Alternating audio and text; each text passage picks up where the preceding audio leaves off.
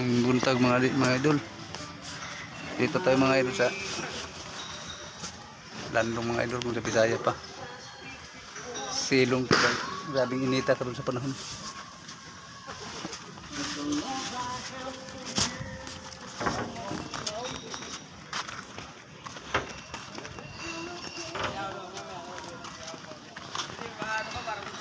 Init kayo mga idol oh.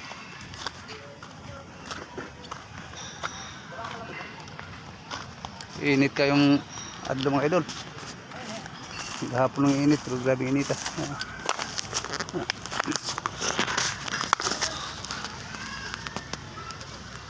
Mga idol. Unang init kayo dire mga idol basta panhin. Ang bagyo lang ito sa kadlaw mga idol. Init naman ngayon, grabe matindi ang init ngayon mga idol.